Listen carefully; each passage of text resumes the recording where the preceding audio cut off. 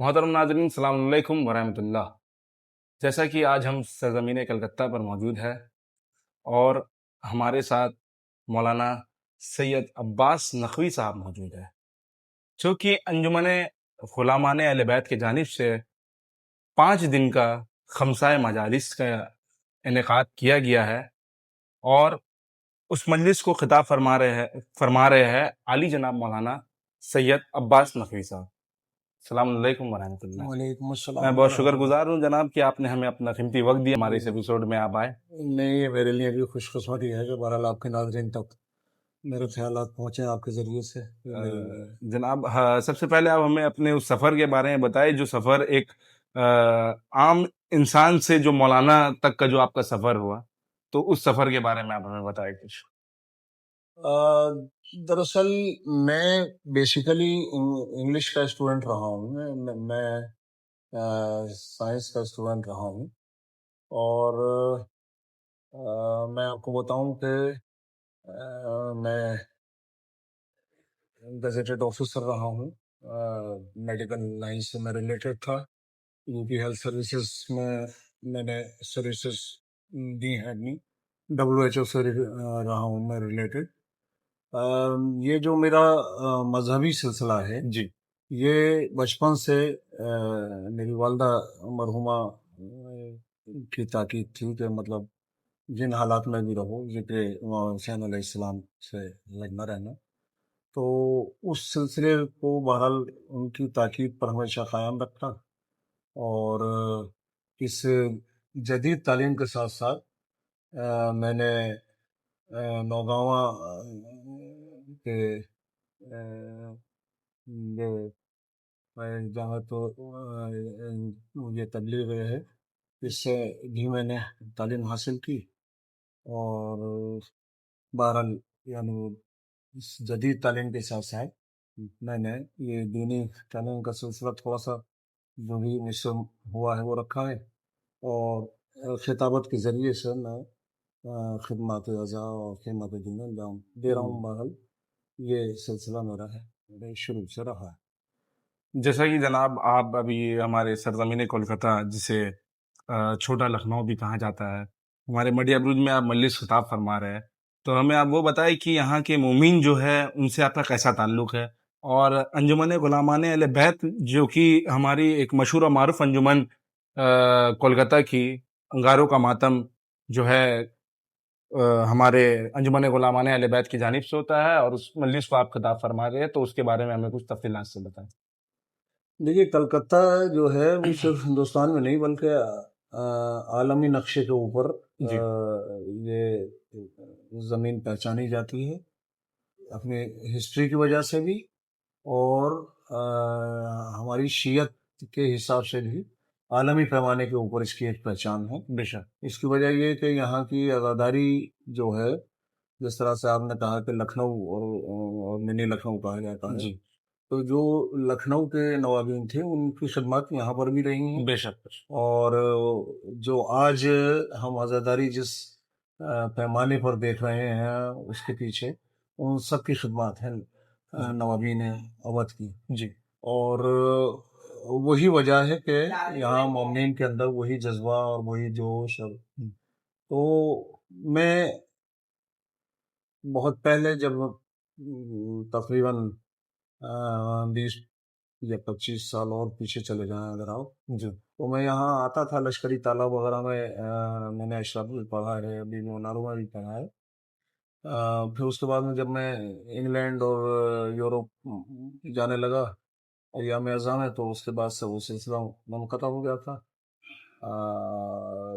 یہ ایسی جگہ ہے کلکتہ کہ یہاں پڑھنے کی تمنا ہر ایک ذاکر کو ہوتی ہے، اس لیے یہاں کے مومنین انتہائی متواضع اور انتہائی بلند فہم ہے ان کا، اور بڑے انکسار کے ساتھ اور بڑی عاجزی کے ساتھ پیش آتے ہیں، اور انتہائی بہترین مخلص مومنین ہیں یہاں کے، اور عزاداری کے سلسلے سے ان سب کی بڑی خدمات ہیں، یہاں کی انجمنوں کی بڑی خدمات، یہاں کے جو مومنین ہیں ان کی بڑی خدمات ہیں۔ اور جلوس ہائے اعضا یہاں پر جس پیمانے کے اوپر ہیں ان کی ایک اپنی تاریخ ہے. جی تو ماشاء اللہ مٹی ابروج میں تو خیر میں ابھی پچھلے 2 سال سے آ رہا ہوں. بیفور لاسٹ ایئر نہیں آ پایا تھا 2025 میں. 2024 میں آیا پھر اب آیا ہوں. تو اس سے پہلے میں دوسری کلکتہ کے مقامات پر آتا رہا ہوں. جی اور مٹی ابروج میں بہرحال ایک یعنی اس کی الگ تاریخ ہے. اور تو یہاں جب مجھے پڑھنے کا اتفاق ہوا تو بہت اچھا لگا مجھے. اور انجمن علماء اہل بیت یہ ایک قدیم انجمن ہے. جی اور ان کا یہ جو جس آپ کے ماتم کا نے تذکرہ کیا جی یہ شاید 64واں دور ہے اس کا. جی جی 64 تو جی 64 کے معنی یہ کم سے کم 2 نسلیں بدلی ہیں. جی اور یہ منفرد پروگرام ہے اس انجمن کے حوالے سے جی اس انجمن کا.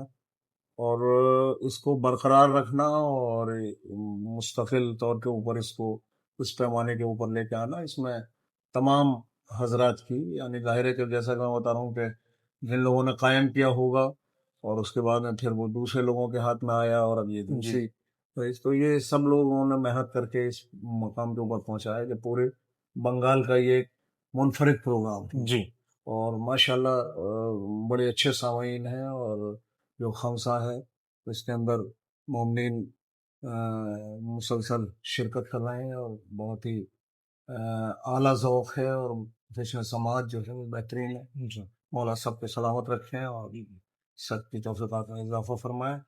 انجمن علماء اہل بیت جو ہے میں اس کا بھی شکر گزار ہوں کہ اس نے بہرحال مجھے یہ موقع عطا کیا. اور اس کی جو خدمات ہیں وہ بہرحال ایک طرح سے منفرد ہے اس آگ کے ماتم کے حوالے سے. جی ایسا سرزمین بنگال پہ کہیں اور نہیں ہوتا. تو جیسا کہ ناظرین میں آپ کو بتاتا چلوں کہ ہمارے مولانا سید عباس نقوی صاحب جو کہ اور بھی دیگر فورن کنٹری پہ بھی مجلس پڑھا ہے، انہوں نے ہمارے انڈیا کو ریپرزینٹ کیا ہے ماشاءاللہ سے. تو اس بارے میں بتایا جناب کہ جب آپ سب سے پہلی مجلس آپ نے کون فورن کنٹریز میں پڑھا تھا؟ دیکھیے یہ بھی ایک حسن اتفاق ہے جی کہ میں بہت ارلی ایج میں باہر گیا ہوں. جی یعنی جب میں علی گڑھ مسلم یونیورسٹی کا اسٹوڈنٹ تھا جی میڈیکل فیکلٹی کا، تو میں اس ٹائم میں ہانگ کانگ گیا تھا پڑھنے کے لیے. جی اور وہاں میں نے 5 سال تک لگاتار افسر محرم پڑھا جب تک میں اسٹوڈنٹ تھا. اور وہاں پر محفل حضرت عباس کے نام سے ایک چھوٹا سا ادارہ تھا. جی 2 ادارے تھے وہاں پر. جی تو ایک ادارہ جو تھا وہ دوسرے حضرات تھے، وہ دونوں میں ذرا سا کشیدگی تھی. تو میں نے چاہا کہ ایک جگہ کریں لیکن یہ تو ممکن نہیں ہو پایا، تو وہ الگ کرتے تھے. جی اور یہ محفل حضرت عباس یہ کاظم علی کاظم شاہ کر کے ایک صاحب جرنلسٹ تھے وہاں پر ہانگ کانگ ٹائمس میں. جی ان کے ذریعے قائم کی گئی تھی وہ مجلس اور یہ ادارہ. تو میں تقریباً 5 سال میں نے اس کو پڑھا. جی اب یہ ایک بہت لمبی گفتگو ہے. وہ پھر 5واں سال جو تھا اس میں وہ دونوں لوگ ایک ہو گئے. میری بھی اس میں تھوڑی سی کنٹریبیوشن رہی. جی اور اب وہ ایک الگ کہانی ہے کہ کس طرح سے ہوئے. وہ ضرورت تھی، ایک ضرورتاً ہوئے. اور اس طرح سے وہ پھر ایک الگ باقاعدہ ایک امام بارگاہ لی گئی. اور وہ ماشاء اللہ وہاں پہ بڑے پیمانے پر مجلسیں ہوتی ہیں. میرا تعلق وہاں سے اس وقت پھر اس کے بعد سے ختم ہو گیا. لیکن یہ کہ وہاں اس وقت جو ہے وہ ماشاء اللہ باقاعدہ جماعت قائم ہے اور باقاعدہ عزاداری ہوتی ہے. ریزیڈنٹ عالم وہاں پر رہتے ہیں. جی تو یہ سب وہاں پہ ماشاء اللہ ہو رہا ہے ایکٹیویٹی. تو سب سے پہلے میں اپنی اسٹوڈنٹ لائف میں بہت ارلی ایج میں گیا ہوں ہانگ کانگ. اور اس کے بعد میں پھر وہ میرے تعلیمی سلسلہ کیونکہ رہا. اس کے بعد میں پھر گورنمنٹ جاب میں آ گیا. تو گورنمنٹ جاب میں پھر وہ NOC ملنے میں پریشانی ہوتی ہے تو وہ منقطع ہو گیا سلسلہ. لیکن اب ادھر تقریباً 2014 سے مسلسل میں انگلینڈ اور یورپ کے مختلف ممالک میں مسلسل جا رہا ہوں اور اپنی خدمات وہاں پیش کر رہا ہوں.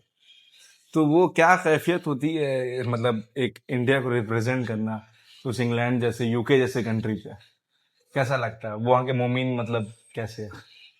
مومن بہت اچھے ہیں جی اور خاص طور پہ یو کے میں تو بالکل ہندوستان پاکستان جیسا ماحول ہے.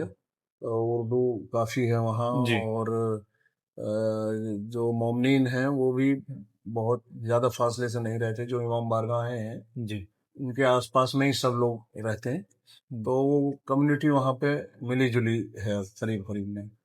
اور بالکل ایسا لگتا ہے کہ جیسے یعنی اپنے یہاں بیٹھے ہوئے ہیں. اور بہت بڑے بڑے جلوس بھی نکالے ہیں ان لوگوں نے, جی اور وہاں ان لوگوں کی بڑی خدمات ہیں اور بڑے اچھے سے وہ سنتے ہیں اور بڑے اچھے سے سب سلسلہ رہتا ہے.